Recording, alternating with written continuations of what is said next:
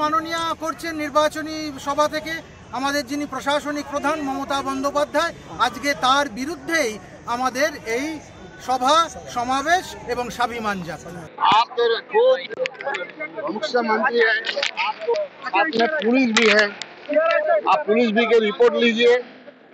कोई बूथ पर हमारा लड़का जा करके निकाल दिया जाए तुम टीएमसी का एजेंट है, आप बाहर जाइए, एक भी प्रमाण दीजिए।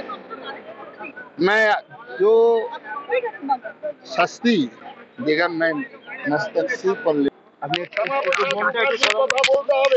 বর্তমান প্রধানমন্ত্রী যেভাবে ভারতবর্ষকে এগিয়ে নিয়ে চলছেন, এই প্রধানমন্ত্রীর নাম, প্রধানমন্ত্রীর প্রশংসা অবশ্যই করা দরকার, সগর্বে করা দরকার। কারণ প্রধানমন্ত্রী এখন বিজেপির নন, প্রধানমন্ত্রী ভারতবর্ষের প্রধানমন্ত্রী। আমরা বহু সৌভাগ্য ফলে বহু লড়াইয়ে এমন একজন প্রধানমন্ত্রী পেয়েছি, একথা আমি বলবো না। একথা যতদিন বেঁচে থাকবে কার্তিক মহারাজ মুক্তহীন কণ্ঠে দ্বিধাহীন চিন্তে বলবে নরেন্দ্র মোদী ভারতবর্ষ। আমাদের এখানে মাননীয় মুখ্যমন্ত্রী যেভাবে আন্তর্জাতিক খ্যাতি সম্পন্ন তিনটি প্রতিষ্ঠান রামকৃষ্ণ মিশন, ইসকন এবং ভারত সেবাশ্রম সংঘ সম্পর্কে যে উক্তি করেছেন, সেই উক্তি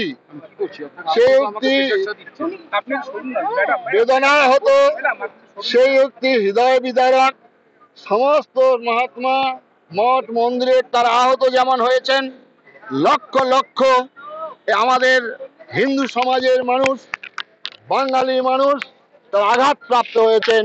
সেই আঘাতের প্রতিবাদ প্রতিকারের উদ্দেশ্য নিয়ে আজকে আমরা পথে নেমেছি।